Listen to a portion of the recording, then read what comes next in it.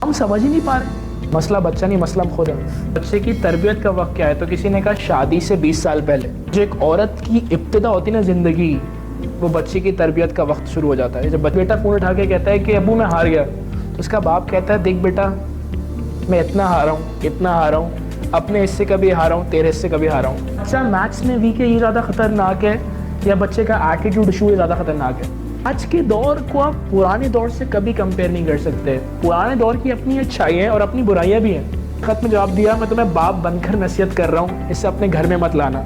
वो पठान में मुस्कुरा के कहते हैं उन्होंने बाप बनकर नसीहत की थी, मैं बेटा बन के संभाले बैठा हूँ। इसी आदत को अगर मुझे बच्चे की ज़िंदगी में कम करना है, मुझे अपनी ज़िंदगी से उसको कम करना पड़ेगा।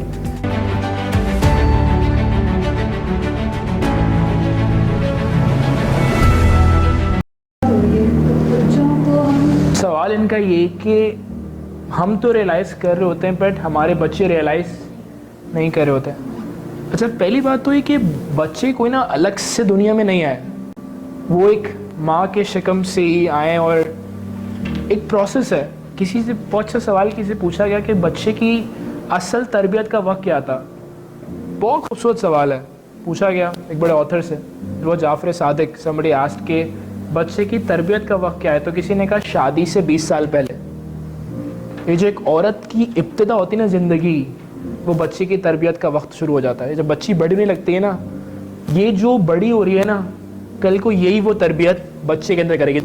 आई थिंक हमारे माशरे में ना ये चीज़ समझनी पड़ेगी कि अगर बच्चों में रियलाइजेशन नहीं है ना कहीं हमसे कुछ ऐसी चीज़ें हुई हैं जो नहीं होनी चाहिए थी। मैंने देखा बहुत से वालिदैन बहुत वेल ऑफ भी होते हैं, लेकिन वो फिर भी बच्चे को ना सफ़र ट्रैवल नहीं करा रहे होते। एक्सपीरियंसेस, मैं कहीं पढ़ रहा था, अगर आप चाहते हैं ना आपका बच्चा क्रिएटिव हो, उसको एक्सपीरियंसेस दीजिए, उसको अच्छे एक्सपीरियंसेस दीजिए, उसको लेके जाइए। हैदराबाद के एंजर जी लेके गए, बहुत करीब है, 50 रुपये की बोट राइड है, लेकिन क्या बोट राइड है।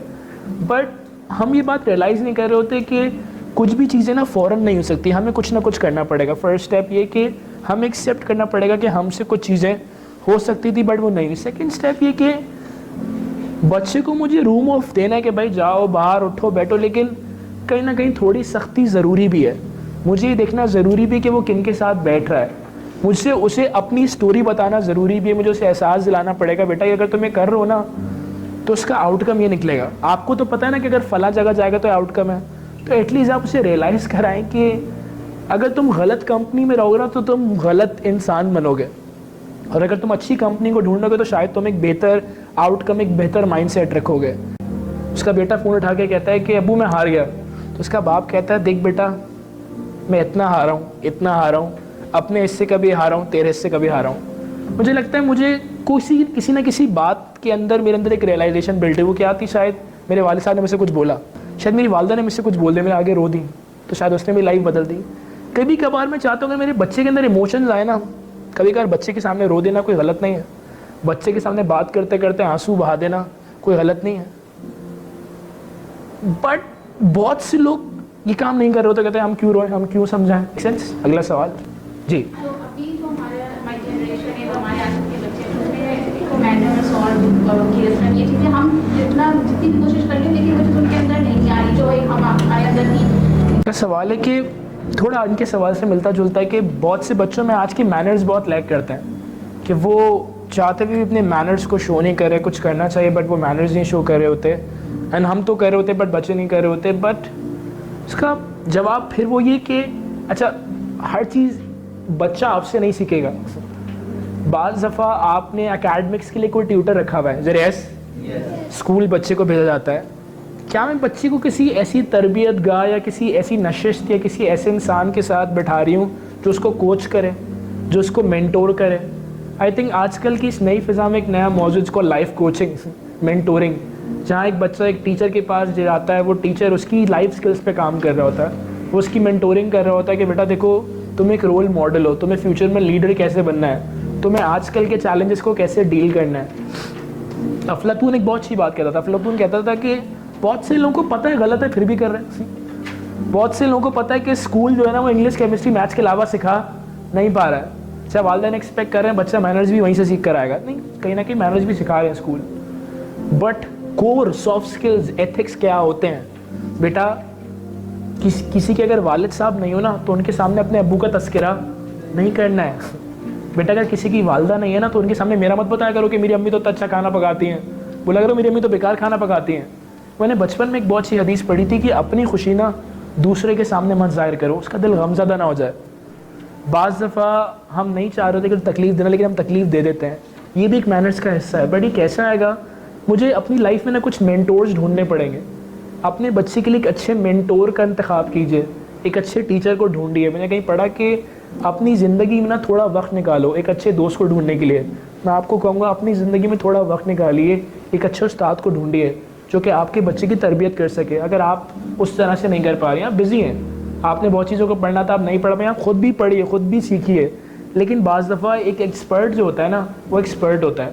जो एक एक्सपर्ट अपने तरीके से सिखाता है ना, वो शायद कभी कभार हम नहीं सिखा पा रहे होते। बाज़ दफ़ा बच्चे, आप मैथ्स के एक्सपर्ट होते हैं लेकिन आप मैथ्स पढ़ा नहीं पा रही होती, बिकॉज वो घर की मुल्क की दार बराबर एक अच्छी रिवायत है। बट अब कहीं ना कहीं सही भी है।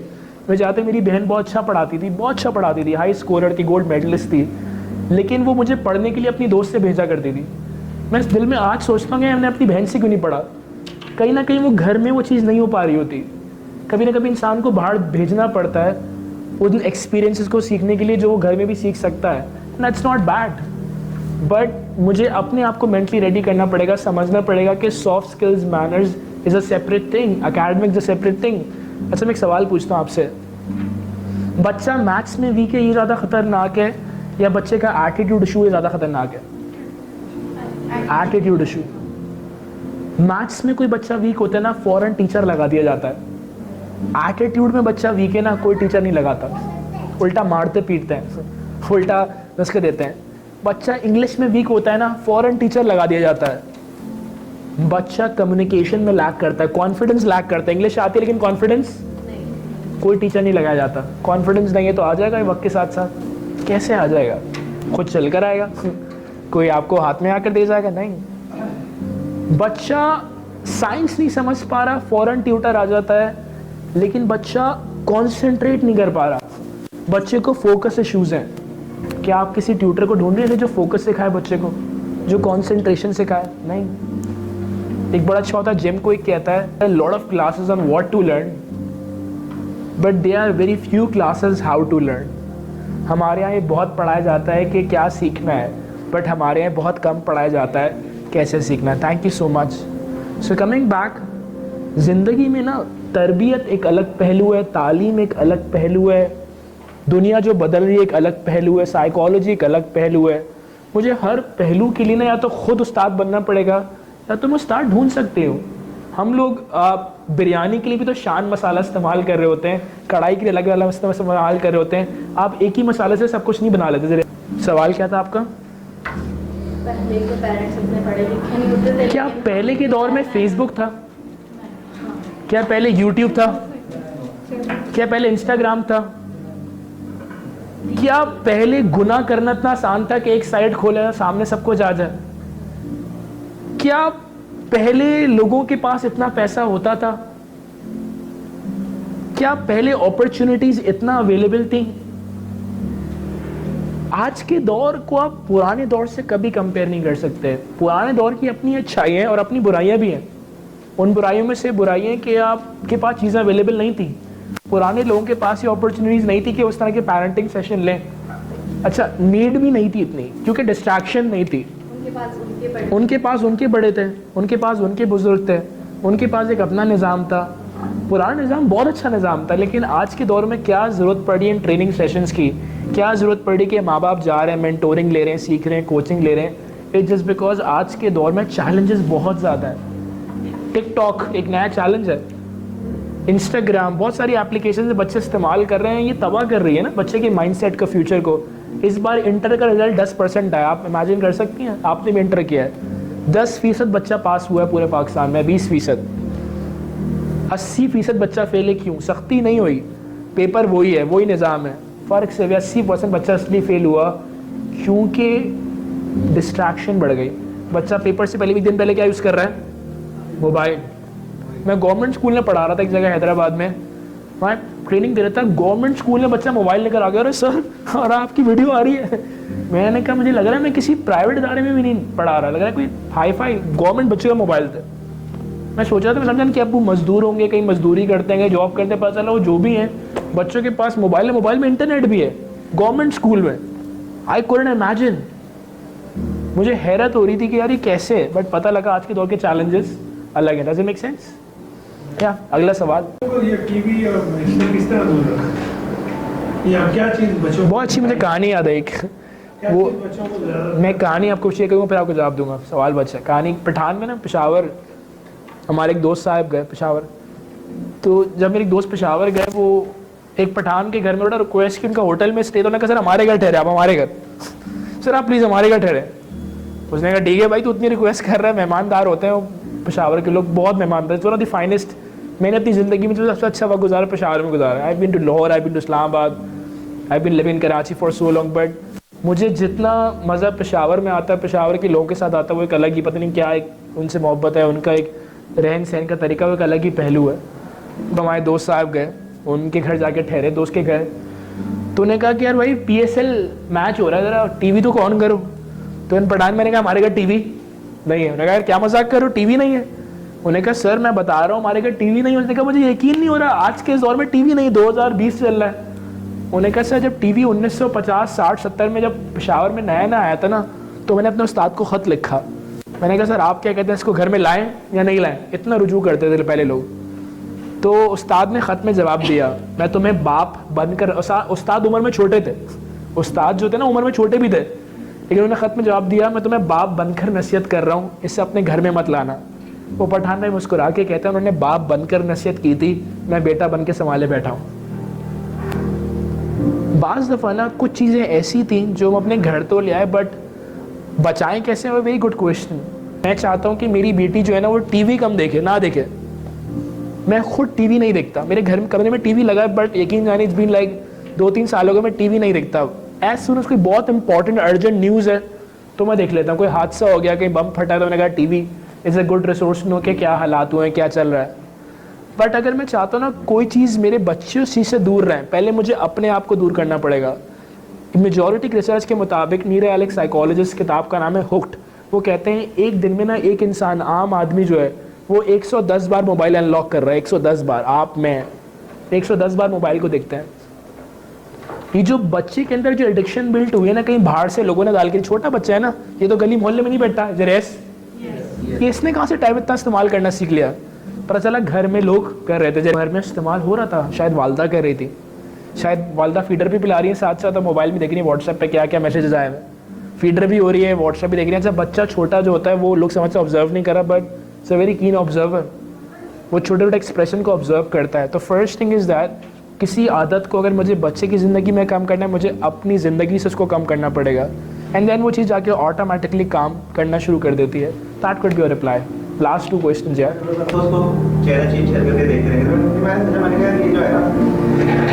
Thank you. मैं इस बात पर आपको रोक के एक पॉइंट देके सवाल ख़त्म करूँगा आपका। बहुत ही इंपॉर्टेंट पॉइंट है, अगर आप इस पर ऐसे लिख सकते हैं, बच्चा अपनी ज़िंदगी में उन चीज़ों को प्रायोरिटी बनाता है जिन चीज़ों को वालिदैन इंपॉर्टेंट समझते हैं। अगर वालिदैन की निगाह में एक रिमोट इंपॉर्टेंट है ना, तो उन्होंने कहा कि बच्चा भी रिमोट को क्या समझने लगा, इंपॉर्टेंट। मैंने ऑफिस से आते ना किताब उठा ली, मैंने ऑफिस से आते आधा घंटा किताब पढ़ी, मैंने ऑफिस से आते नमाज वक्त पे पढ़ी, मैंने ऑफिस से आते मैं जिम चला गया, मैं अपनी हेल्थ को इम्पोर्टेंस दे रहा हूँ, मैं जंक फूड नहीं खा रहा, मैं फ्रूट्स को इम्पोर्टेंस दे रहा हूँ। हम जिन चीज़ों को प्रायोरिटी देंगे ना, हमारा बच्चा भी उन्हीं चीज़ों को प्रायोरिटी देगा। इन शॉर्ट, अगर मैं अपनी ज़िंदगी में अपनी प्रायोरिटीज़ को सही कर लूँ ना, तो मेरी बच्ची की प्रायोरिटीज़ पर इसका बहुत ही गहरा असर पड़ेगा। अफलातून कहता है कि एक घर की रूह ना उसकी लाइब्रेरी होती है, एक घर की रूह उसका किताब खाना होता है। पुराने ज़माने के लोगों की सबसे अच्छी बात ये थी, उनके घरों में लाइब्रेरीज होती थी, वो जर्नल्स बना बना के लिखते थे। ये सबसे वर्स्ट चीज़ मैं आज के ज़माने में देख रहा हूँ, टेक्नोलॉजी ने लाइब्रेरी ख़त्म कर दी। लाइब्रेरीज का एक अपना मज़ा है, किताब लाइव पढ़ने का एक अपना मज़ा है। आप में से अगर कोई भी चाहे अपने घर में एक लाइब्रेरी बना सकता है। आपके बच्चे की घर में आँख खोली, वो बताएगा मेरे घर में लाइब्रेरी है, उसका दिल करेगा कहीं ना कहीं मैं जाके पढूं। एंड वही वाली बात, अगर मैं उस किताब को खुद रोज़ पढ़ रहा हूँ तो बच्चा भी शायद किताब को कहीं ना कहीं इंपॉर्टेंस देगा। एंड वो कहीं आपने कोट पढ़ा होगा, रीडर्स आर द लीडर्स, ये बिल्कुल फैक्ट है। जो बच्चे पढ़ते रहते हैं, वो रीड करते हैं, उनकी नशोनुमा, उनकी थिंकिंग दूसरे बच्चों से मुख्तलिफ होती है. सो इट्स वेरी इंपॉर्टेंट कि मेरी प्रायोरिटीज़ क्या हैं. मिसाल के तौर पर किसी के वालिद साहब रेसलिंग बहुत देखते हैं. अच्छा, उस रेसलिंग में माजरा चाहता हूँ, ख़वातीन भी रेसलिंग करने आ रही होती हैं, लड़के भी आ रहे होते हैं, ख़वातीन भी कर रही होती हैं. बाज़ दफ़ा उन बच्चे वालिद साहब भी शौक से देख रहे हैं, वो बच्चे ने निकले कि मेरी वालिद साहब ने बड़ी शौक से देख रहे हैं कि ख़वातीन रेसलिंग कर रही है. That's a great component. And even I need to realize that this is the thing that I need to correct. Is it yes? So the whole idea is that मुझे अपनी प्रायोरिटीज़ को सही करना पड़ेगा. अगर अपनी प्रायोरिटीज़ को सही नहीं करूँगा, so I am gonna stuck in a major problem. और मेजर प्रॉब्लम कोई बहुत ख़तरनाक भी हो सकती है. जिस तरह से वक्त गुजरता जाता है, मसले गहरे होते चले जाते हैं, बट अगर मसलों को पहले डायग्नोस कर लिया जाए, उन्हें एवेल्यूएट कर ली जाए, that gives a solution. May be last question. वो उस चीज़ पे कंसंट्रेट नहीं कर रहा कि जो उनके ट्रेनर हैं, कंसंट्रेशन. मैथ्स में बच्चा वीक होता है, आप क्या ढूंढते हैं मैथ्स का? मैं आपके बच्चे की मैथ्स एक दिन में सही कर सकता हूँ? नहीं. मैथ्स ज़्यादा संगीन है, कॉन्सेंट्रेशन संगीन है. Find a teacher, find a mentor. इतने छोटे बच्चे के पास, इतने से भी छोटे के लिए कोई मसला कभी कभी मतलब उसका एटीट्यूड है नहीं. मैं दोबारा सवाल आपसे सवाल करूंगा. इतने छोटे बच्चे को मैथ्स पढ़ा रहे हैं आज के दौर में लोग? Is it yes? इतना छोटा बच्चा भी ट्यूशन जाता है? क्यों जाता है? छोटा सा तो है, आप पढ़ा लें. बट आपने कहा नहीं मैथ्स थोड़ी मुश्किल है. दोबारा पूछूंगा, मैथ्स मुश्किल है, कॉन्सेंट्रेशन? मसला बच्चा नहीं, मसला हम खुद है. दोबारा रुकूंगा यहाँ पे नहीं, यहाँ रुक कर दोबारा आपको यहीं खड़ा करूँगा सजा में. मसला हमने, मसला बच्चा नहीं है, मसला हम खुद है. हम समझ ही नहीं पा रहे. फिर वही वाली बात, इनका सवाल आ जाएगा, पहले कंसंट्रेशन के लिए कोई टीचर की जरूरत थी क्या? हमारी अम्मा ने तो हम एक ही टीचर के बाद भेजा, हम पढ़कर आ गए. हर चीज़ के लिए टीचर अब घर पे अफोर्ड नहीं कर सकता. You right. Then become the expert. दिन रात किताबों में गुजारी है, दिन रात तहकीक कीजिए. YouTube is the best, free resources are available. लेकिन सच बात तो ये कि मुझे लगता है लोग अफोर्ड कर सकते हैं, उन्हें अपनी प्रायोरिटीज़ को चेंज करना पड़ेगा. मैं बहुत कुछ अफोर्ड कर सकता हूँ अगर मैं ये देखूँ कि मैं मंथ में कितना पैसा खाने पीने में लगा रहा हूँ. बहुत से लोगों ने बहुत कुछ किया है. मैं I can tell you that बहुत से लोगों ने अपना जेवर बेच दिया, कहा मेरा बेटा बस अच्छा पढ़ ले. ये जेवर किसी काम का नहीं है, मेरा बेटा ऐसे 10 मुझे हार लेके दे देगा. क्या आप इस लेवल तक जा सकती हैं? बहुत कम लोग जा. Takes a courage to do that. अगर आपको लग रहा है ना फुली दे रही है तो दैट्स ओके, बट सच बात तो ये नहीं है. मुझे लगता है कि मेजॉरिटी लोग अफोर्ड कर सकते हैं. आप देखें रेस्टोरेंट्स, होटल्स भरे पड़े हैं, सिनेमाज भरे पड़े हैं. लोगों के पास पैसा है, लेकिन आप उन्हीं लोगों से जाके बोलेंगे ना ये काम कर दो तो नहीं हो पाएगा. With that note, thank you so much. I think my time is up.